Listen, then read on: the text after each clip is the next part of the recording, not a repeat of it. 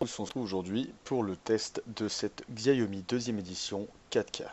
Donc nous allons procéder tout de suite au déballage, même si évidemment je l'ai déjà testé un bon paquet de temps. Donc on retrouve la caméra, bien évidemment, un petit câble USB, ainsi que la notice qui n'est malheureusement pas en français, mais en anglais pour une fois. Donc ça change du chinois, car la première caméra, la première du nom, n'avait pas de version internationale. Donc on retrouve cette caméra qui est tout de même assez lourde, donc qui fait environ 118 grammes. Bon, ça reste un peu plus léger que la GoPro Hero 4 qui fait 138 grammes de mémoire, il me semble. Donc voilà, le petit film plastique. On retrouve un écran LCD tactile assez bien défini, le cache batterie sur la partie inférieure avec la batterie de 1400 mAh, ce qui est assez énorme pour une batterie de caméra sportive. On enlève la batterie avec le petit sparadrap noir, voilà. Donc elle se présente comme ceci, elle est carrée, donc elle ressemble fortement aux batteries de GoPro, etc. On allume la caméra, on retrouve donc là pour cette version-là, la version du logiciel 1.1.1 qui est assez stable. Donc moi je n'ai rencontré aucun problème d'appairage avec le téléphone. Il n'y avait aucun souci. On retrouve le menu qui compose 6 icônes où vous pouvez par exemple sélectionner directement le mode time-lapse. Donc c'est des modes prédéfinis qui sont pas mal du tout. J'ai pas eu l'occasion vraiment de pousser au maximum toutes les possibilités qu'on a avec le time-lapse malheureusement.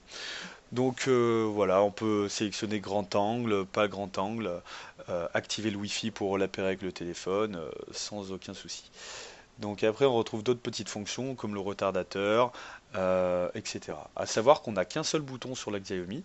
On a un bouton voilà sur le côté, le petit cache pour la charger en micro USB et un pas de vis donc 3/5 classique pour le mettre sur une perche ou sur un pied.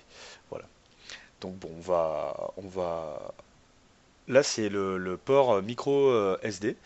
Donc je vous conseille toutefois d'acheter une carte micro SD au moins UHS 3 pour pouvoir filmer en 4K en toute convenance parce que avec une classe 10 classique UHS 1, vous allez avoir beaucoup de mal à écrire avec des débits importants que nécessite la 4K.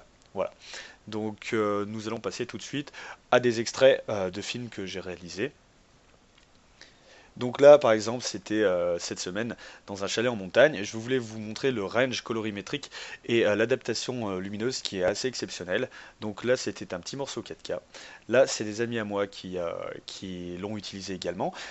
Cette vidéo a été prise juste avant le coucher de soleil. Donc pareil, les tons sont bien définis.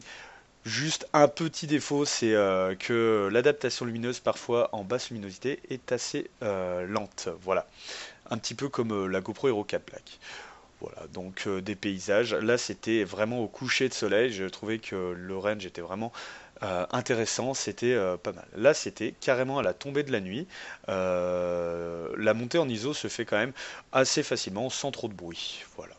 Bon bah là on s'amusait un petit peu à faire des fous dans la neige, bien évidemment sans stabilisation, parce que moi je suis contre la stabilisation optique, je vais vous montrer pourquoi juste après, enfin la stabilisation numérique pardon. Car je trouve que ça sacrifie un petit peu les images et qu'on fait un effet qui est bien meilleur un petit peu après. Voilà, donc une vidéo qui est plutôt dynamique. Là, c'était filmé en 1080p.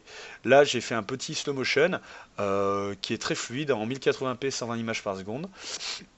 Par exemple, ici, dans la voiture, au coucher de soleil, on retrouve encore des tons qui sont vraiment excellents. Voilà. Donc les couleurs sont vraiment respectées et la colorimétrie de l'écran est très fidèle. J'ai trouvé ça vraiment pas mal euh, de ne pas avoir d'effet un petit peu tordu. Là, c'est ce que je vous disais tout à l'heure, la déformation numérique qui modifie vraiment l'image. Moi, je suis pas hyper fan de ça. Au final, on retiendra parmi ses points forts un design minimaliste, un écran tactile intégré qui est efficace, une qualité d'image en 4K qui est tout à fait convenable, voire excellente, une prise micro USB, une batterie interchangeable et une application claire qu'elle mérite d'être efficace. En termes de points et de défauts, on peut noter parfois quelques latences dans l'application, un son qui est totalement inexploitable avec le caisson, aucun accessoire fourni, ainsi que la surchauffe de la caméra en 4K.